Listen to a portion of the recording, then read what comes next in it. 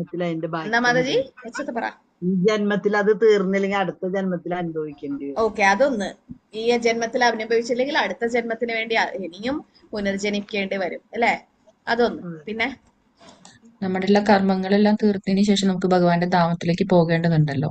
നമ്മളെ ശരിയാ, കർമ്മഫലമൊക്കെ തീർന്നാലേ നമുക്ക് ഭഗവാന്റെ ധാമിലേക്ക് പോകാൻ പറ്റും. പിന്നെ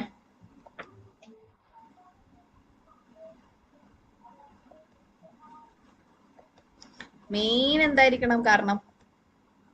ഇങ്ങനെ ദുഃഖങ്ങൾ ഉണ്ടാവുമ്പോഴല്ലേ ഭഗവാനെ കൂടുതൽ നമ്മൾ ആ അതാണ് കാരണം. ഭഗവാന് അറിയാം ദുഃഖങ്ങളൊന്നും ഇല്ലെങ്കിൽ ഭക്തന്മാരായാലും ഒരു നിമിഷം മായയിൽപ്പെട്ട് എന്താ പറയാ ഈ ഈ ഭൗതിക ലോകം തന്നെയാണ് നമ്മളെ പെർമനന്റ് പ്ലേസ്, അല്ലെങ്കിൽ ഇവിടെ തന്നെയാണ് നമുക്ക് ജീവിക്കേണ്ടത് എന്ന് തോന്നിയിട്ട് ഈ ഈ ഈ ലോകത്തോട് അറ്റാച്ച്മെന്റ് ഉണ്ടാകും അല്ലെ? അപ്പൊ അത് ഇല്ലാതാക്കാനാണ് ഭഗവാൻ ശ്രമിക്കുന്നത്.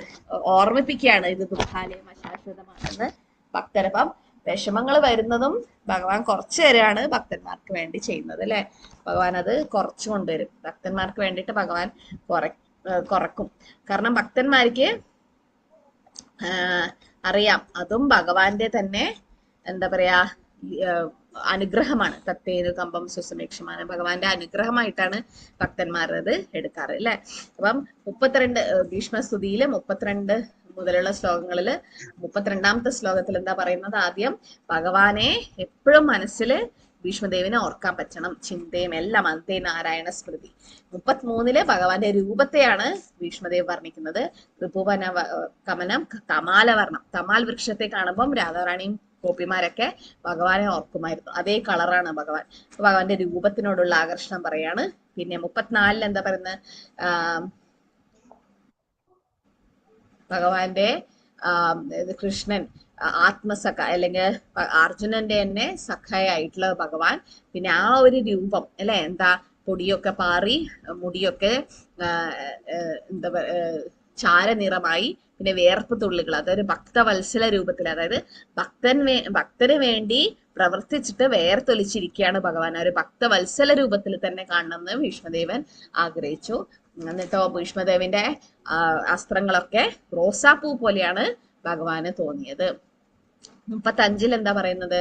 സപതി സഖി വചോ നിശമ്യമത്തെ നിജപരയോർഫലയോരഥം നിവേശ്യ സ്ഥിതവതി പരസൈനികായുരക്ഷ്ണ ഋതവതി പാർത്ഥ സഖേരതിർ മമാസ്തു.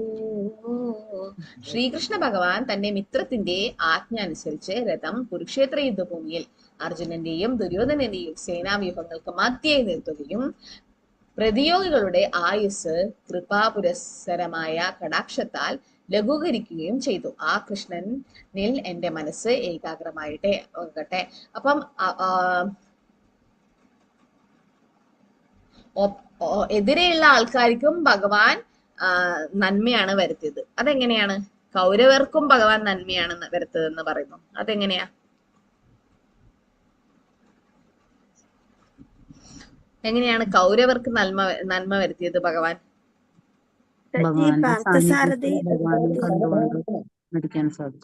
എന്താ മാതാജി? ഭഗവാനെ കണ്ടുകൊണ്ട് ഭഗവാന്റെ സാന്നിധ്യത്തിലല്ലേ മരണം സംഭവിക്കുന്നത്. അതൊന്ന്. കൗരവരൊക്കെ വീട്ടിലാ മരിക്കുന്നതെങ്കിൽ അവർക്ക് ആർക്കും മോക്ഷം കിട്ടില്ല. പക്ഷെ ഭഗവാൻ എന്ത് ചെയ്തു? അവരൊക്കെ ഒരു സ്ഥലത്ത് കൊണ്ടുവന്നിട്ട് അവർ നീച പ്രവൃത്തികൾ ചെയ്തെങ്കിലും അവർക്കൊക്കെ മോക്ഷം ലഭിച്ചു. ഓക്കെ, പിന്നെ മാതാജി എന്തായിരുന്നു പറഞ്ഞേ? മാളു മാതാജി പാർത്ഥസാരഥി രൂപം കാണാൻ പറ്റി അവർക്കല്ലേ? ആ ഒരു പാർത്ഥസാരഥി രൂപത്തില് കണ്ട് ഭഗവാൻ യുദ്ധത്തിൽ ആരാണ്? അർജുനനാണോ യുദ്ധം ചെയ്തത്? ഭഗവാൻ തന്നെയാണ് യുദ്ധം ചെയ്തത്. അപ്പൊ ഭഗവാന്റെ കൈകൾ കൊണ്ട് മരിച്ച തീർച്ചയായും അവർക്ക് മോക്ഷപ്രാപ്തി ലഭിക്കും. അപ്പൊ അതുകൊണ്ടെല്ലാം തന്നെ ഭഗവാൻ അവരെ അനുഗ്രഹിച്ചിരിക്കുകയാണ് ഇവിടെ ചെയ്തിട്ടുള്ളത് അല്ലെ? അപ്പൊ ഭഗവാൻ എന്ത് ചെയ്താലും അത് കാരുണ്യം തന്നെയാണ് ഭഗവാന്റെ കാര്യം. അപ്പം അതായത് അഭക്തന്മാർക്കും ഭഗവാൻ നന്മ തന്നെയാണ് വരുത്തുന്നത് അല്ലെ? ഭഗവാൻ നന്മ മാത്രമുള്ളവനാകുന്നു എന്ന് മാത്രമല്ല, അദ്ദേഹം പ്രവർത്തിക്കുന്നത് എന്തും ഏവരുടെയും നന്മക്കായിരിക്കും. പ്രഭുപാദ ഭാവാർത്ഥത്തിൽ പറയുന്നുണ്ട്, എല്ലാവരുടെ നന്മയ്ക്ക് വേണ്ടിയിട്ടാണ് ഭഗവാൻ എന്തും ചെയ്യുന്നത്. പക്ഷെ നമുക്കത് പെട്ടെന്ന് വിഷമായിട്ട് തോന്നും. പക്ഷെ അത് നമ്മുടെ കർമ്മഫലം മാത്രമാണ്. അപ്പൊ ഭഗവാൻ ആ കൗരവർക്കും നന്മയ്ക്ക് വേണ്ടിയും ചെയ്തു. പാണ്ഡവരെ മാത്രമല്ല ഭഗവാൻ കാരുണ്യം കൊടുത്തത്, എന്താ പറയാ, കൗരവർക്കും കൊടുത്തു. ഭഗവാൻ എപ്പോഴും സർവം നന്മ മാത്രം പ്രവർത്തിക്കുന്നു. അപ്പൊ അതുകൊണ്ടാണ് ഞാൻ പറഞ്ഞേ, നമ്മളെ ജീവിതത്തിലും നമ്മൾ തിരിഞ്ഞു നോക്കിയാൽ നമുക്ക് മനസ്സിലാവും അല്ലെ, വിഷമങ്ങളൊക്കെ ഉണ്ടായതും നല്ലതിന് വേണ്ടിയിട്ടായിരിക്കും. ഇപ്പം കൊറോണ സമയത്ത് ഒരുപാട് ആൾക്കാർ വിഷമിച്ചു, ജോലി നഷ്ടപ്പെട്ടു, ഉറ്റവരൊക്കെ മരിച്ചു, ഒരുപാട് പ്രശ്നങ്ങൾ ഉണ്ടായി. പക്ഷെ അവസാനം എത്രയോ പേര് കൃഷ്ണാവബോധത്തിലെത്തി, ദീക്ഷ വരെ എടുത്തു കൊറോണ സമയത്ത് വന്ന ആൾക്കാര്. എന്നുവെച്ചാൽ അത്രയും കാരുണ്യമാണ് ഭഗവാൻ ആ ഒരു സമയം അല്ലെ. ചെറിയ ചെറിയ വിഷമങ്ങൾ ഉണ്ടായെങ്കിലും പക്ഷെ വലിയൊരു അനുഗ്രഹം ഭഗവാൻ അതിലൂടെ നമുക്ക് തരികയാണ് ചെയ്തത് അല്ലെ. കൃഷ്ണാവബോധത്തിൽ എത്രയും ഉയരാനും കൃഷ്ണാവബോധത്തിലേക്ക് വരാനും കുറെ പേർക്ക് സാധിച്ചു. ലോകമെമ്പാടുള്ള ആൾക്കാർക്കൊക്കെ സൂമിലൂടെയൊക്കെ കണക്ട് ചെയ്യാൻ, ഇങ്ങനെയല്ല ഓൺലൈൻ ക്ലാസ് ഒക്കെ ഇത്രയും ഇത് ഒരുപാട് ആൾക്കാർ ഉപയോഗിക്കാൻ തുടങ്ങിയത് ഈ ഒരു സമയത്താണ്. അപ്പൊ അതും എന്താ പറയാ, ഒരുപാട് മൃഗങ്ങളെ കൊന്നത് കൊണ്ടാണ് ആ ഒരു കർമ്മം നമുക്ക് തിരിച്ചു വന്നതെന്ന് പറയും. പക്ഷെ എല്ലാവരെയും കർമ്മം അത് ബാധിച്ചില്ല. ആരാണോ കുറെ, ചിലപ്പോ ഈ ജന്മം നല്ല ആൾക്കാരിരിക്കും, പക്ഷെ കഴിഞ്ഞ ജന്മം ചെയ്ത പാപത്തിന്റെ കർമ്മഫലവും വരാൻ സാധ്യതയുണ്ട്. വ്യവഹിത പിതൃതനാമുഖം നിരീക്ഷ്യ സ്വജനവതാദ്വിമുഖസ്യ ദോഷബുദ്ധ്യാ കുമതി മഹാരഥാത്മാ വിദ്യയായ ചരണരതി പരമസ്യ തസ്യ മേസ്തു. അർജുനൻ തന്നെ മുന്നിലുള്ള സേനാംഗങ്ങളെയും സൈന്യാധിപന്മാരെയും വീക്ഷിച്ച് അജ്ഞാനത്താൽ കലങ്ങിയ മനസ്സുമായി നിന്നപ്പോൾ ഭഗവാൻ അതീന്ദ്രജ്ഞാനം ഉപദേശിച്ച് ആ അജ്ഞാനത്തെ പൂർണ്ണമായി നശിപ്പിച്ചു. അദ്ദേഹത്തിന്റെ, ഭഗവാന്റെ പദാംബുജരത്തിൽ സദാ ആകൃഷ്ടനായി ഞാൻ നിലകൊള്ളുമാറട്ടെ. അജ്ഞാനത്തിൽ കലങ്ങിയ മനസ്സ്, അതെപ്പോഴായിരുന്നു അർജുനന് അജ്ഞാനത്തിൽ കലങ്ങിയ മനസ്സുണ്ടായത്? അജ്ഞാനത്തിൽ കലങ്ങിയ മനസ്സ് കൊല്ലേണ്ടി വരുന്ന സാഹചര്യം വന്നപ്പോൾ യുദ്ധം ചെയ്യില്ല എന്ന് പറഞ്ഞു. ചെയ്യില്ല എന്ന് പറഞ്ഞു 5 കാരണങ്ങൾ പറഞ്ഞു അല്ലെ. പാപം ഉണ്ടാവും, നമുക്ക് സന്തോഷിക്കാൻ പറ്റില്ല, വർണ്ണശങ്കരം കുടുംബത്തിന്, ഇതൊക്കെ പറഞ്ഞിട്ട് ഇങ്ങനെയാണ് ഗുരുവിനെ കൊല്ലുക, ദ്രോണാചാര്യ, അതൊക്കെ പറഞ്ഞു. അപ്പൊ ആ ഒരു അജ്ഞാനം അല്ലെ, കലങ്ങിയ മനസ്സ്, അത് ഉണ്ടാക്കിയതാരാ? ആ ഒരു അജ്ഞാനം ഉണ്ടാക്കിയതാരാ? ഭഗവാൻ തന്നെ അല്ലേ. അർജുനന് ഭഗവാൻ തന്നെ. അർജുനന് അങ്ങനെ അജ്ഞാനം ഉണ്ടാവേണ്ട ആവശ്യമില്ല. അർജുനൻ ആരാ? വിശാഖ സഖിയാണ് അല്ലെ. വിശാഖ സഖിയായ അർജുനന് അങ്ങനെ ഒരു വിഷാദം വരേണ്ട ആവശ്യമില്ല. പക്ഷെ എന്നിട്ട് പറയും, ലോകത്തിലെ ഏറ്റവും ആദ്യത്തെ വിഷാദ രോഗി അർജുനനും ആദ്യത്തെ മനഃശാസ്ത്ര വിദഗ്ധൻ ഭഗവാനുമാണെന്ന് പറയും. കാരണം അത്രയും അല്ലെ കൗൺസിലിംഗ് ആണ് കൊടുത്തത്. അങ്ങനെ ഒരു മനഃശാസ്ത്രജ്ഞൻ അല്ലെങ്കിൽ മാനസിക രോഗിയെ ഫസ്റ്റ് എന്താ ചെയ്യണ്ടേ? ആദ്യം അവർക്ക് കുറെ കൗൺസിലിംഗ് കൊടുക്കണം. അപ്പൊ പ്രഭുപാദർ ഒരിക്കൽ ആരോ ചോദിച്ചപ്പോ പറഞ്ഞു, ഒരാളെ എന്താ പറയാ മാനസിക രോഗി കൊല ചെയ്ത അത് കുറ്റാണോ അല്ലയോ? അല്ലല്ലോ, കാരണം അവര് ആ മാനസിക അവസ്ഥയിൽ ചെയ്യുന്നതല്ലേ. അപ്പൊ ഒരു വ്യക്തി കൊല ചെയ്തിട്ട് അതിൽ നിന്നും രക്ഷപ്പെടാൻ വേണ്ടി അദ്ദേഹം എന്ത് ചെയ്യൂ, വട്ടായിട്ട് ഭ്രാന്തായിട്ട് അഭിനയിച്ചു. അപ്പം സൈക്കാട്രിസ്റ്റ് വന്നു നോക്കി, ഒരുപാട് പേര് അവരെ ഒബ്സർവ് ചെയ്തു, 24 മണിക്കൂർ ഒബ്സർവ് ചെയ്തപ്പം അദ്ദേഹം അവസാനം കോടതിയിൽ പോയിട്ട്, കാരണം 24 മണിക്കൂർ വരെയൊക്കെ ഭ്രാന്ത് അഭിനയിക്കാൻ പറ്റില്ല അല്ലെ, എപ്പോഴെങ്കിലും നോർമൽ ആയിരിക്കും. പക്ഷെ ആ മനോരോഗ വിദഗ്ധൻ കോടതിയിൽ പോയിട്ട് ജഡ്ജി ചോദിച്ചു അത്രേ, ഈ ക്രിമിനൽ ഇയാള് എന്താ പറയാ കൊല ചെയ്തു, അപ്പം ഇയാള് മാനസിക രോഗിയാണെങ്കിൽ വെറുതെ വിടും, അല്ലെങ്കിൽ അതിന്റെ ചികിത്സയൊക്കെ നടത്തിയിട്ട് അങ്ങനെ ചെയ്യും. അതേസമയം അല്ല, അങ്ങനെ അഭിനയിക്കുകയാണെങ്കിലോ അയാളെ അറസ്റ്റ് ചെയ്തിട്ട് ശിക്ഷിക്കണം. അപ്പം ഇദ്ദേഹം എന്താ ഡോക്ടർ എന്താ പറയുന്നത് അതിനെ ആസ്പദമാക്കിയിട്ടായിരിക്കും വിധി വരിക. അപ്പം മനഃശാസ്ത്രജ്ഞൻ പറഞ്ഞു, അല്ലെങ്കിൽ ഡോക്ടർ പറഞ്ഞു, രോഗവിദഗ്ധൻ പറഞ്ഞു, എന്റെ അഭിപ്രായത്തിൽ ഈ ലോകത്തിൽ എല്ലാവർക്കും ഭ്രാന്തുണ്ട്, പല തരത്തിലാണെന്ന് മാത്രം. ഓരോരുത്തർക്കും ആരും നോർമൽ അല്ല, എല്ലാവർക്കും ചെറിയ രീതിയിൽ പ്രശ്നങ്ങളുണ്ട്. അപ്പൊ ഈ വ്യക്തി അഭിനയിക്കുകയാണെന്ന് അദ്ദേഹത്തിന് മനസ്സിലാവും ചെയ്തു. എന്നിട്ട് അദ്ദേഹം പറഞ്ഞു, ചെറിയ പ്രശ്നം ഇദ്ദേഹത്തിനുണ്ട്, പക്ഷെ കാരണം അഭിനയിക്കുന്നത് ഒരു ഭ്രാന്താണ് അല്ലെ, ചെറിയ സാധാരണ വ്യക്തിക്ക് അത് ചെയ്യേണ്ട ആവശ്യമില്ല. പക്ഷെ അത് എന്നിട്ട് അപ്പം അദ്ദേഹം പറഞ്ഞു ചെറിയൊരു പ്രശ്നം എല്ലാവർക്കും ഉണ്ടെന്ന് പറഞ്ഞു. എല്ലാവർക്കും ചെറിയ ചെറിയ പ്രശ്നങ്ങൾ ഉണ്ടെന്ന് അദ്ദേഹം പറയുണ്ടായി. അപ്പൊ ഇതില് അജ്ഞാനം, ആ ഒരു അജ്ഞാനം ഉണ്ടാവുന്നത് കൊണ്ടാണ് പാപങ്ങൾ ചെയ്യുന്നത്. അപ്പൊ അർജുനന് ഭഗവാൻ തന്നെയാണ് ആ അജ്ഞാനം കൊടുത്തത്. എന്തിനു വേണ്ടിയിട്ടാണ്? ഭഗവത്ഗീത ഉപദേശിക്കാൻ വേണ്ടി അല്ലെ. അപ്പൊ ഭഗവാൻ അത് ചെയ്തത് നല്ലതിന് വേണ്ടിയിട്ടാണ്. അപ്പൊ ഇതില് 36 എന്താ പറയുന്നത്? ഭഗവാൻ ആ അജ്ഞാനം പൂർണ്ണമായി നശിപ്പിച്ചത് ഭഗവാനാണ്. അതേ ആ ഭഗവാന്റെ പാദാംബുജത്തിൽ ആകർഷണനായി നിലകൊള്ളണം എന്നാണ് ഇത് ഭീഷ്മദേവ് ആഗ്രഹിച്ചത്. അപ്പൊ അർജുനൻ തന്റെ മുന്നിലുള്ള സേനാംഗങ്ങളെയും സൈന്യാധിപന്മാരെയും വീക്ഷിച്ച് അജ്ഞാനത്തിൽ കളങ്കമായി കാണപ്പെട്ടപ്പോൾ ഭഗവാൻ അതീന്ദ്രിയ ജ്ഞാനം ഉപദേശിച്ചു. അപ്പൊ അതാണ് ഭഗവത്ഗീത അല്ലെ. ആ ഒരു ജ്ഞാനമാണ് ഭഗവത്ഗീത. അപ്പൊ ആ ഒരു ഭഗവാനെ എന്റെ പാദത്തില്, അല്ലെങ്കിൽ ആ ഒരു ഭഗവാൻ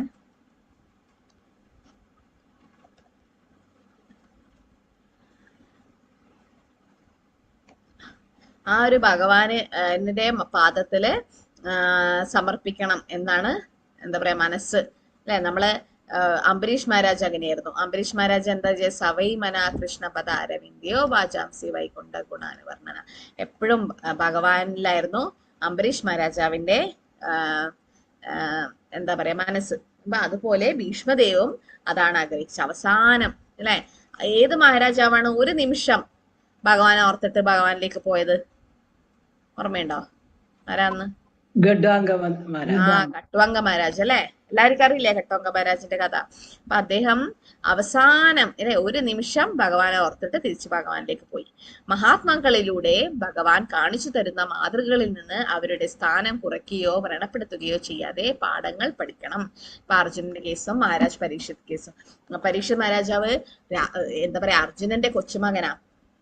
ആ ഒരു പരീക്ഷിത് മഹാരാജാവ് കുറച്ച് ദാഹിച്ചു എന്ന് വെച്ച്, അല്ലെങ്കിൽ ശമീക ഋഷി തന്നെ മാനിച്ചില്ല എന്ന് വിചാരിച്ചിട്ട് ചത്ത പാമ്പിനെ എടുത്തിട്ട് കഴുത്തിലിടേണ്ട ഒരു ആവശ്യമില്ല. അദ്ദേഹം അങ്ങനെ ചെയ്യുന്ന ഒരു വ്യക്തിയേ അല്ല. അത്രയും നല്ലൊരു രാജാവായിരുന്നു. കലിപുരുഷനെ പോലും എന്താ പറയാ താക്കീത് ചെയ്യാൻ രാജാവിന് കഴിഞ്ഞു. ആ ഒരു രാജാവ് ഒരിക്കലും ആ ഒരു പ്രവൃത്തി ചെയ്യില്ല. പക്ഷെ ഇത് ഭഗവാന്റെ തന്നെ പ്ലാനാണ്.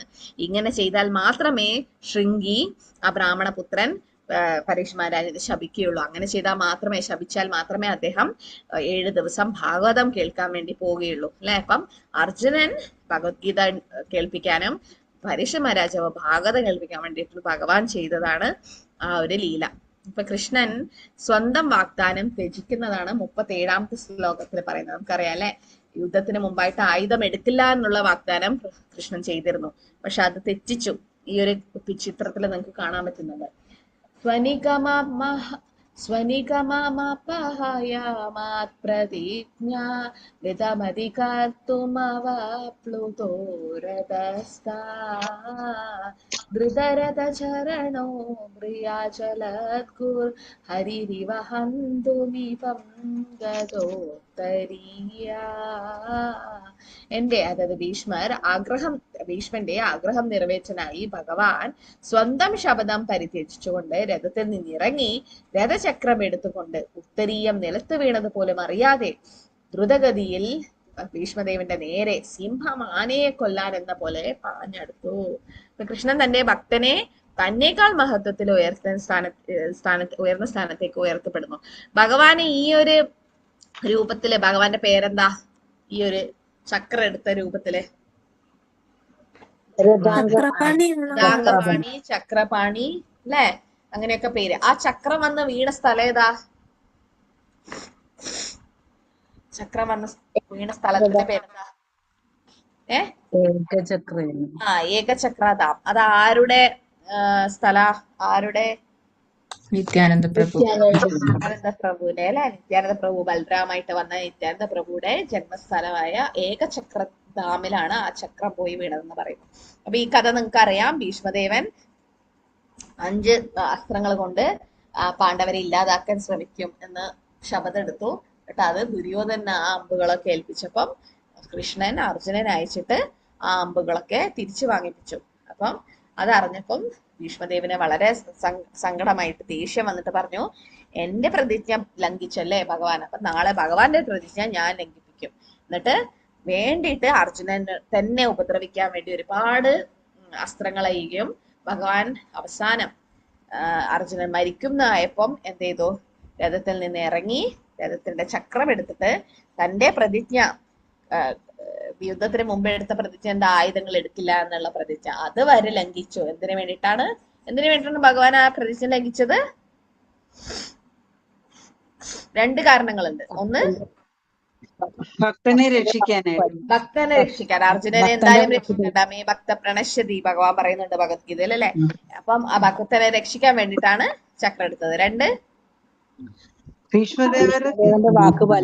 ഭീഷ്മദേവനെ സന്തോഷിപ്പിക്കാൻ വേണ്ടി അല്ലെ. ഭീഷ്മദേവൻ ആനന്ദം, ഭീഷ്മദേവന്റെ ആഗ്രഹം നിറവാൻ നിജഭൃത്യഭാഷിതം, സത്യം വിധാത്തും നിജഭൃത്യഭാഷിതം, ആ ഭക്തൻ പറഞ്ഞത് സ്ഥാപിക്കാൻ വേണ്ടി, അല്ലെങ്കിൽ ഭക്തൻ ആഗ്രഹിച്ചു അല്ലെ ഭഗവാന്റെ പ്രതിജ്ഞ ലംഘിപ്പിക്കും എന്നുള്ളത്, അതിനു വേണ്ടിയിട്ടാണ് ഭഗവാൻ ഇത് ചെയ്തത്. നിശ്ചയമായും അർജുനൻ ഹനിക്കപ്പെടാൻ യാതൊരു സാധ്യതയുമില്ലായിരുന്നു. എന്തെന്നാൽ ഭഗവാൻ സ്വയം രഥത്തിലുണ്ടായിരുന്നു. എന്നാൽ ശ്രീകൃഷ്ണൻ സ്വന്തം മിത്രത്തെ രക്ഷിക്കാനായി ഏതെങ്കിലും ആയുധം എടുക്കുന്നത് ദർശിക്കുവാൻ ഭീഷ്മദേവൻ ആഗ്രഹിച്ചു. ആയതിനാലാണ് അർജുനന്റെ മരണം ആസന്നമായി എന്ന വിധത്തിലുള്ള ഒരു സ്ഥിതി ഭഗവാൻ സ്വയം സൃഷ്ടിച്ചത്. ഭീഷ്മദേവന്റെ പ്രതിജ്ഞ നിറവേറിയെന്നും താൻ രഥചക്രം കയ്യിലേന്തിയെന്നും കാണിക്കുന്നതിനായി ഭഗവാൻ ഭീഷ്മദേവന് മുന്നിൽ നിലകൊണ്ടു. അപ്പൊ അതാണ് കാരണം അല്ലെ.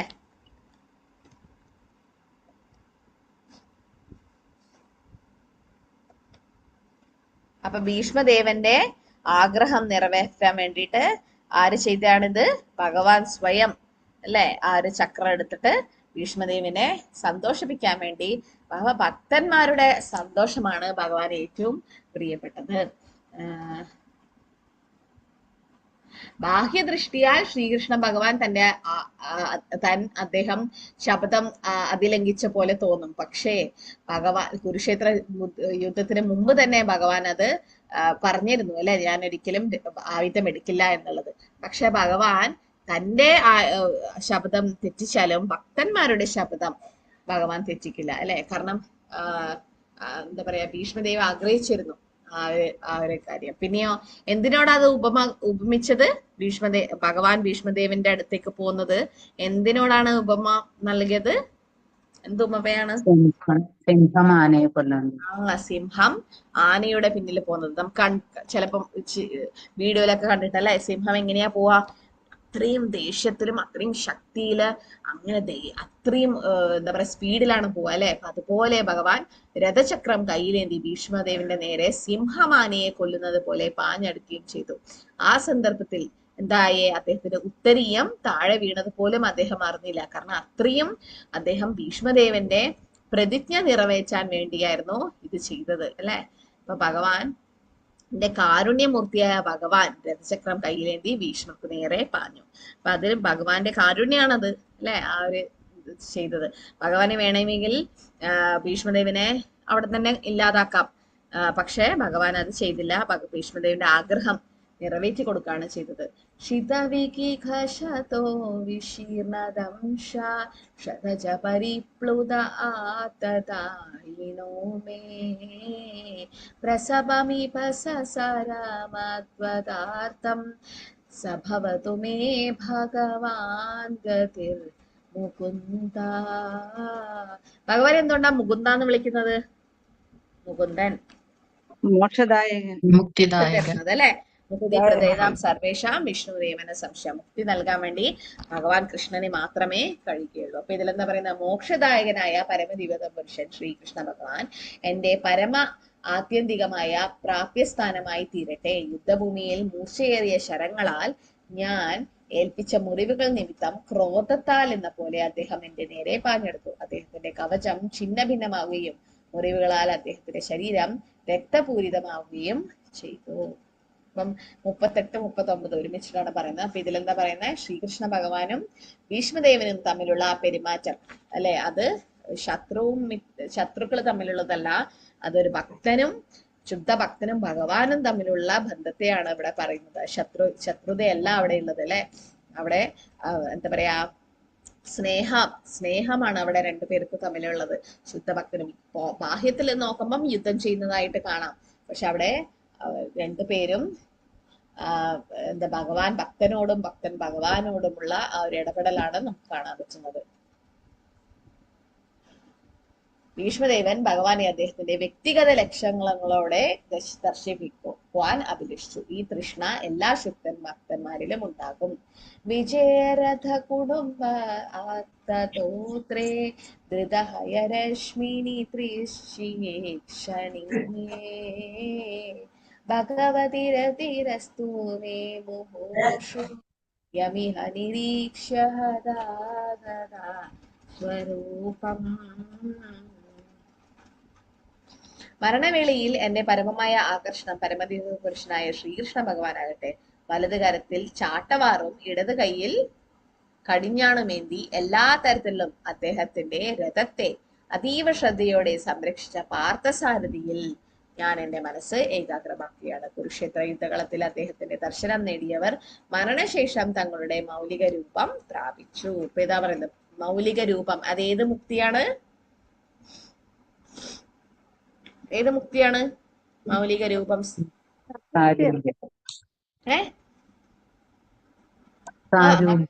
സാരൂപ്യ മുക്തി. Very good. സായുജ്യ അല്ല, സാരൂപ്യാണ്.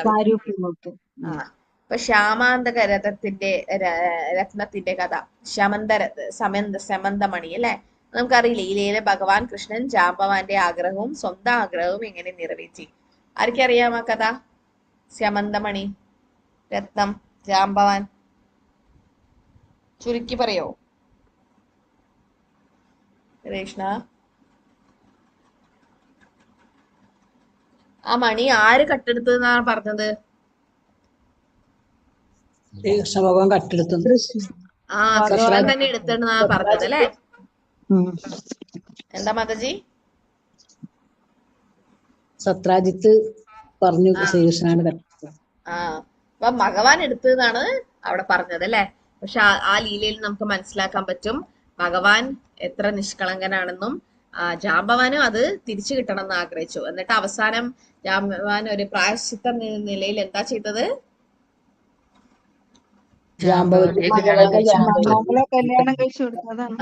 ജാമ്പവതിയെ മകളെ കല്യാണം കഴിപ്പിച്ചു കൊടുത്ത ഭഗവാൻ അല്ലെ? പിന്നെ ആരാധനയായാലും യുദ്ധമായാലും ഒരു ഭക്തന് മാത്രമേ കൃഷ്ണനെ തൃപ്തിപ്പെടുത്താൻ കഴിയൂ. ഇപ്പം നിങ്ങള് ജയവിജയന്മാര് അല്ലെ, 3 ജന്മം അസുരന്മാരായിട്ടാണ് അവര് സെലക്ട് ചെയ്തത്. എന്തുകൊണ്ടാണ് അത് ചെയ്തത്? 4 കുമാരന്മാരെ വൈകുണ്ഠത്തിൽ വെച്ചിട്ട് ശപിച്ചപ്പോ 3 ജന്മം അസുരന്മാരാകാം, 7 ജന്മം ഭക്തന്മാരായിട്ട് വേണ്ട എന്ന് ജയവിജയന്മാർ എന്തുകൊണ്ടാ പറഞ്ഞതെന്ന് അറിയോ? അപ്പൊ 7 ജന്മമാകുമ്പോ കൊറേ കാലം ഭഗവാനിൽ നിന്ന് മാറി നിൽക്കേണ്ടി വരും. അതൊന്ന്. പിന്നെ ഭഗവാന്റെ കൈകൾ കൊണ്ട് മരിക്കാൻ. ഭഗവാനെ നേരിട്ട് കാണാൻ പറ്റും അല്ലെ? നേർക്കുനേർ കാണാൻ പറ്റും. അസുരന്മാരാണെങ്കിലും ഭഗവാന്റെ കൈ കൊണ്ട് തന്നെ മരിക്കാൻ പറ്റും. ഹിരണ്യകശിപു, രാവണൻ, കുംഭകർണൻ, അവരാരായാലും അല്ലെ? അപ്പൊ അത് ഏറ്റവും വലിയ ഭാഗ്യമായിട്ടാണ് അവരത് കരുതുന്നത്. പിന്നെ 7 ജന്മമൊന്നും അവർക്ക് വെയിറ്റ് ചെയ്യാൻ പറ്റില്ല. വേഗം തന്നെ ഭഗവാന്റെ ലീലയിലേക്ക് തിരിച്ചു പോകാനാണ് അവർ ആഗ്രഹിച്ചത്. എന്താ പറയാ, അസുരന്മാരാണെങ്കിലും ഭഗവാന്റെ കൂടെ തന്നെയാണ് അല്ലെ? രാവണനായാലും കുംഭകർണൻ, ശിശുപാലൻ, ഹിരണ്യകശിപു എല്ലാം ഭഗവാന്റെ കൂടെയാണ് ലീലകൾ ചെയ്തത്. അപ്പൊ ഒരു ഭക്തൻ അങ്ങനെയാണ് ആഗ്രഹിക്കുന്നത്. ഭക്തന് ഭഗവാന്റെ കൂടെ തന്നെ ലീലകൾ ചെയ്യാനാണ് ആഗ്രഹം. ലളിതഗതി വിലാസ വൽഗുഹാസ പ്രണയ നിരീക്ഷണ കൽപ്പിതോരുമാന കൃതമനുകൃതവത്യ ഉന്മദാന്ത പ്രകൃതി മകൻ കിലയസ്യ ഗോപവത്വാ. ഭീഷ്മദേവ് പറയാണ്, എന്റെ മനസ്സ് ഭഗവാൻ കൃഷ്ണനിൽ തന്നെ ഉറച്ചു നിൽക്കണമേ. അദ്ദേഹത്തിന്റെ ചലനങ്ങളും പ്രേമപൂർവമായ മന്ദഹാസവും ബ്രജഭൂമിയിലെ കന്യകമാരെ മോഹിപ്പിച്ച് ആനന്ദ പരവശിയാക്കി. ബ്രജകന്യകമാർ ഭഗവാന്റെ സവിശേഷമായ ചലനങ്ങളെ അനുകരിച്ചു. രാസനൃത്യത്തിൽ നിന്നും ഭഗവാൻ അപ്രത്യക്ഷമായപ്പോൾ. അപ്പൊ അന്ന് എന്താ സംഭവിച്ചത്? എന്തുകൊണ്ടാണ് ഭഗവാൻ രാസലീലയിൽ നിന്നും അപ്രത്യക്ഷമായത്? ഗോപിമാരെ കുറിച്ചാണ് ഇവിടെ പറയുന്നത്. ഗോപികമാർക്ക് അഹങ്കാരം ഉണ്ടായി. എന്താ അഹങ്കാരാണ് ഗോപിമാർക്ക് വന്നത്? ഗോപി ഞങ്ങളാണ് ഏറ്റവും പ്രിയപ്പെട്ടത്. അതാണ് ഏറ്റവും സൗന്ദര്യവതികളെന്ന്. ഏറ്റവും സൗന്ദര്യമുള്ള ആൾക്കാർ നമ്മളാണ്, അല്ലെങ്കിൽ ഈ ലോകത്തെ ഏറ്റവും സൗന്ദര്യമുള്ള ഭഗവാൻ നമ്മുടെ കൂടെ ഉണ്ട്, അല്ലെങ്കിൽ നമ്മളെ ഏറ്റവും ഉയർന്നവരാണെന്നുള്ള ഒരു ചെറിയ അഹങ്കാരം അവർക്ക് വന്നു. പിന്നെ ഇപ്പൊ ഭഗവാൻ അത് ഇഷ്ടമല്ല അല്ലെ, ആ ഒരു അഹങ്കാരം വരുന്നത്. അപ്പൊ ഉടനെ തന്നെ ഭഗവാൻ അപ്രത്യക്ഷമായി. അപ്പൊ ഇവിടെ പറയാണ് ഗോപിമാരെ എങ്ങനെയാണോ പ്രേമപൂർവമായ മന്ദഹാസ വ്രജഭൂമിയിലെ കന്യകാന്മാരെ കുറിച്ചുള്ള കാര്യങ്ങൾ പറയാണ്. എന്നിട്ട് പറയാ ആ ഭഗവാനിൽ എനിക്ക് എപ്പോഴും ഓർക്കാൻ പറ്റണം എന്നുള്ളത്. ഗോപിമാരാണ് ഏറ്റവും ഉയർന്ന ഭക്തന്മാരല്ലേ. രമ്യ കാശ്യത് ഉപാസന വ്രജവതു വർഗേന ഏ കൽപ്പിത ആരാധ്യ ഭഗവാൻ വ്രജേഷ തനയ തദ്ധാമ വൃന്ദാവനം രമ്യ കാശ്യത് ഉപാസന വ്രജവതു വർഗേന ഏ കൽപ്പിത. ശ്രീമദ് ഭാഗവതം പ്രമാണമമലം പ്രേമ പുമാർത്തോ മഹാൻ. ചൈതന്യ മഹാപ്രഭുയുടെ ഉപദേശങ്ങളിൽ ഒന്നാണ് എങ്ങനെയാണോ ആരാധ്യ ഭഗവാൻ വ്രജേഷ തനയ ആരാധിക്കണം. ഏത് ഭഗവാനെ? വ്രജേന്ദ്രനന്ദൻ ഭഗവാനെ. പിന്നെയോ തദ്ധാമ അതേപോലെയാണ് വൃന്ദാവൻ ധാമവും ആരാധിക്കണം. പിന്നെ ഗോപിമാരെ ആരാധിക്കണം എന്നുള്ളത്. പറയാണ് ഗോപിമാരുടെ കുറിച്ചിട്ടാണ്. ഗോപിമാരെയും ഭീഷ്മദേവൻ ഓർമ്മിക്കുകയാണ്, പ്രകീർത്തിച്ചു. ഭഗവാനുമായുള്ള ഗോപിമാരുടെ സമത്വം അഥവാ സമഭാവത്തെ നിർവ്യക്തിഗതവാദികൾ സായുജ്യമോക്ഷമായി ഒരിക്കലും തെറ്റിദ്ധരിക്കരുത്. അതെന്താ? ഒരു മാധുര്യ രസത്തിലാണ് അവരുള്ളത്. ഗോപിമാരുടെ കാരുണ്യം. ഇപ്പൊ നമുക്കറിയാം, ഒരു ഭഗവാന് തലവേദന വന്നിട്ട് ഗോപിമാര് കാലിലെ ധൂളികൾ കൊടുക്കാൻ പോലും റെഡിയായിരുന്നു അല്ലെ. മുനിഗണ നിപവർയ സങ്കുലേന്ത്യ സദസി യുധിഷ്ഠിര രാജസൂയ ഏഷാം അർഹണമുപപേദ ഈക്ഷണീയോ മമ ദൃശിഗോചര ഏഷ ആവിരാത്മാ. മഹാരാജാവ് യുധിഷ്ഠിനാൽ അനുഷ്ഠിക്കപ്പെട്ട രാജസൂയജ്ഞത്തിൽ ലോകത്തിൽ എല്ലാ വിശിഷ്ട വ്യക്തികളും ആഢ്യരും രാജാക്കന്മാരും പണ്ഡിതരും സമ്മേളിച്ചു. ആ മഹാസദസ്സിൽ ശ്രീകൃഷ്ണ ഭഗവാനെ അത്യുദാത്തനായ പരമദൈവത്വ പുരുഷനായി ഏവരും ആരാധിച്ചു. ഇപ്രകാരം ആരാധിച്ചത് അതായത് ഭീഷ്മദേവന്റെ സാന്നിധ്യത്തിലായിരുന്നു. അങ്ങനെ ഭഗവാനിൽ ഭീഷ്മദേവന്റെ മനസ്സ് സ്ഥിതമാക്കുവാൻ ഈ സംഭവത്തെ ഭീഷ്മദേവ് സ്മരിക്കുകയാണ്. രാജസൂയജ്ഞം എപ്പോഴാണ് അത് നടത്തിയത്? രാജസൂയജ്ഞം യുദ്ധം ജയിച്ചു യുദ്ധം ചെയ്ത് കഴിഞ്ഞതിന് ശേഷം അല്ലെ, ഒരു പ്രായശ്ചിത്തം എന്ന രീതിയിൽ. ആ സമയത്ത് ആരാണ് കൃഷ്ണനെ ആരാധിക്കണം എന്ന് പറഞ്ഞത്? ആര് പറഞ്ഞിട്ടാണ് യുധിഷ്ഠിര മഹാരാജാവ് സഹദേവൻ. പിന്നെ വേറെ ആരാ അവിടെ ഉണ്ടായേ ആ സമയത്ത്? നാരദ് മുനിയും ഉണ്ടായിരുന്നു. അവരൊക്കെ പറഞ്ഞു ആരെ കേൾക്കണമെന്ന്. പക്ഷെ ആർക്കായിരുന്നു ഇത് ഇഷ്ടപ്പെടാഞ്ഞത്? ശിശുപാലൻ. ശിശുപാലൻ അല്ലെ. എന്നിട്ട് ശിശുപാലൻ അവിടുന്ന് ഭഗവാനെ ഒരുപാട് കുറ്റങ്ങൾ പറഞ്ഞ് 100 കൂടുതൽ പറഞ്ഞപ്പോഴാണ് സുദർശന ചക്രം ശിശുപാലന്റെ ജീവൻ എടുത്തത്. പക്ഷെ ശിശുപാലനും ജയവിജയന്മാരായിരുന്നു അല്ലെ. അങ്ങനെ ഭഗവാനിലേക്ക് തിരിച്ചു പോയി അല്ലെ. ഓക്കെ. തമിമഹമജം ശരീരഭാജം ഹൃദി ഹൃദിഷ്ഠിതമാത്മകൽപിതാനാ പ്രതിദൃശമിവ നൈകധാർമ്മമേകം സമധിഗതോസ്മി വിദൂതദേതമോഹ. ഇന്ന് ഭീഷ്മദേവൻ എന്താ പറഞ്ഞ? ഇപ്പോൾ എന്നെ മുന്നിൽ അവതരിച്ചിരിക്കുന്ന ഏകാവലംബവും ഏകാശ്രയവുമായ ആ ഏക ഭഗവാനായ ശ്രീകൃഷ്ണ ഭഗവാനെ എനിക്ക് പൂർണ്ണ ഏകാഗ്രതയോട് കൂടി ആരാധിക്കാൻ കഴിയുന്നു. തന്നിമിത്തം എനിക്കിപ്പോൾ ഏവരുടെയും ഹൃദയത്തിൽ മാനസിക വിചക്ഷണന്മാരുടെ പോലും ഹൃദയത്തിൽ അചിന്ത്യ വൈഭവനായി കുടികൊള്ളുന്ന ഭഗവാന്റെ സാന്നിധ്യത്തെ സംബന്ധിച്ച് ദ്വൈതം എന്ന മിഥ്യാസങ്കല്പത്തെ ഞാൻ അധകരിച്ചിരിക്കുന്നു. അദ്ദേഹം ഏവരുടെയും ഹൃദയത്തിൽ കുടികൊള്ളുന്നു. സൂര്യനെ വ്യത്യസ്തമായി ദർശിക്കുന്നുവെങ്കിൽ തന്നെയും സൂര്യൻ ഏകാഗമാകുന്നു. അപ്പൊ ഭഗവാനെ കുറിച്ചിട്ടാണ് പറയുന്നത്. എന്താ പറയുന്നത്? ഭഗവാൻ എല്ലാവരുടെ ഹൃദയത്തിലും പരമാത്മാവായിട്ടുണ്ട്. ആ ഭഗവാനെ ആരാധിക്കാൻ ആരാഗ്രഹിക്കുന്നു? ഭീഷ്മദേവ ആഗ്രഹിക്കുന്നു അല്ലെ. അപ്പം ഭഗവാന്റെ ദ്വന്ദ്ം എന്നാണ്. ദ്വന്ദ് ഫിലോസഫി എന്താണ്? ദ്വന്ദ്ം, ദ്വൈത, ദ്വൈത അല്ലെ? ആരാണ് അത് കൊണ്ടുവന്നത് ദ്വൈത? ശ്രീ ശങ്കരാചാര്യരല്ലേ മാതാജി? ശങ്കരാചാര്യ അദ്വൈത അല്ലേ? ചൈതന്യ പ്രഭു. ചൈതന്യ മഹാപ്രഭു അചിന്ത ഭേദ അഭേദ തത്വമല്ലേ? മധ്വാചാര്യ. മധ്വാചാര്യ, വെരി ഗുഡ്. അപ്പൊ ആദ്യം അദ്വൈത ഫിലോസഫി കൊണ്ടുവന്നത് ശങ്കരാചാര്യർ. ആരാ? ശിവൻ തന്നെ അല്ലെ? എന്താ പറഞ്ഞത്? നമ്മളും പരമാത്മാവും ഒന്നാണ്, ഞാനും ഭഗവാനും ഒന്നാണെന്നുള്ളത്. അത് മായാവാദികളുടെ രീതിയിൽ പറഞ്ഞു. ദ്വൈത ഫിലോസഫി എന്ന് പറഞ്ഞാൽ ഭഗവാൻ ഒന്നല്ല, നമ്മൾ രണ്ടാണ്. ആത്മാവും പരമാത്മാവും വേറെ വേറെയാണ്. അതാ നിങ്ങൾ മധ്വാചാര്യരുടെ പിക്ചറൊക്കെ കണ്ടിട്ടില്ലേ? രണ്ട് വിരലിങ്ങനെ പിടിച്ചിട്ടുണ്ടാവും. അതായത് നമ്മൾ ഒന്നല്ല രണ്ടാണെന്ന് മധ്വാചാര്യരാണ് പറഞ്ഞത്. അതാണ് ദ്വൈത ഫിലോസഫി. പക്ഷെ ചൈതന്യ മഹാപ്രഭു വന്നിട്ടാണ് പറഞ്ഞത് നമ്മൾ ഒന്നുമാണ് രണ്ടുമാണ്. എങ്ങനെയാ? ക്വാളിറ്റിയിൽ ഒന്നും ക്വാണ്ടിറ്റിയിലെ വ്യത്യാസവും അല്ലെ? നമ്മള് ഗുണത്തില് നമ്മളും സച്ചിദാനന്ദ വിഗ്രഹമാണ്, ഭഗവാനും അത് തന്നെ. പക്ഷേ നമ്മളാണു, ഭഗവാൻ വിഭുവാണ് എന്ന് പറഞ്ഞത്. അപ്പം ഭഗവാൻ ഏക പരമജീവ പുരുഷനാണ്. അതായത് വേറെ ആരും, ഭഗവാൻ പറയുന്ന മത്തപരതരം ജ്ഞാനീയ, ഭഗവാന് മേലെയായിട്ട് ആരും ഇല്ല, ഭഗവാന് സമമായിട്ടും ആരുമില്ല. അതാണ് ഭഗവാൻ അസംമൂർദ്ധൻ എന്ന് അറിയപ്പെടുന്നത്. അപ്പൊ അങ്ങനെ ഭഗവാൻ ഈ പ്രാർത്ഥനകളൊക്കെ പറഞ്ഞ് ഭീഷ്മദേവ് ഇങ്ങനെ പ്രാർത്ഥനകൾ ചെയ്തുകൊണ്ടിരിക്കുമ്പം 42 ശ്ലോകം വരെയാണ് ഭീഷ്മദേവിന്റെ പ്രാർത്ഥനകൾ. അവസാനം ഭീഷ്മദേവൻ ഭഗവാനെ കണ്ടിട്ട് മരിക്കണം എന്ന് ആഗ്രഹിക്കും, അല്ലെങ്കിൽ ഭഗവാനെ ആരാധിക്കാനുള്ള കാരണങ്ങളാണ് ഭീഷ്മദേവർക്ക് പറഞ്ഞത്. 43 സൂത ഉവാച കൃഷ്ണ ഏവം ഭഗവതി മനോവാക് ദൃഷ്ടിവിത്തി ആത്മന്യാത്മാ വൈശ്യ സോന്ദ ശ്വാസ ഉപാരമത. സുത ഗോസ്വാമി അരുളി ചെയ്തു, അപ്രകാരം ധ്യാനാത്മാവായ ഭീഷ്മർ വിശ്വാത്മാ സ്വരൂപനായ പരമാത്മാവിൽ, അതായത് ശ്രീകൃഷ്ണനിൽ വിലയം പ്രാപിച്ചു. പരമദിവ്യ പുരുഷനിൽ മനസ്സാലും വാക്കാലും ദൃഷ്ടിയാലും പ്രവൃത്തിയാലും സ്വയം നിമജ്ജിപ്പിച്ച് നിശബ്ദമായി ആ ഭക്തോത്തമന്റെ ശ്വാസം നിലച്ചു. അപ്പൊ ഭീഷ്മദേവ് തിരിച്ച് ഭഗവാനിലേക്ക് പോയതാണ് ഇപ്പൊ പറയുന്നത്. ഈ ഒരു 44 മുതൽ 43 സുത ഗോസ്വാമി പറയാണ്.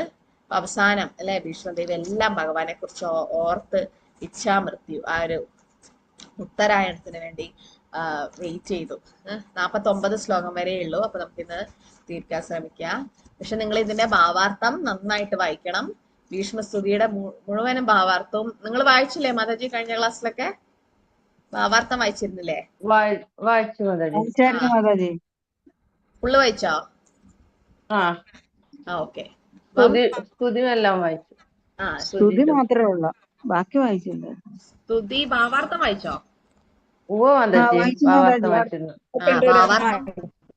ഭാവാർത്ഥം വളരെ പ്രധാനപ്പെട്ടതാണ്. ഭീഷ്മസ്തുതിയുടെ ഭാവാർത്ഥം നിങ്ങൾ നന്നായിട്ട് വായിച്ചാല് നിങ്ങൾക്ക് ഭഗവത്ഗീത എളുപ്പമായിട്ട് മനസ്സിലാകും.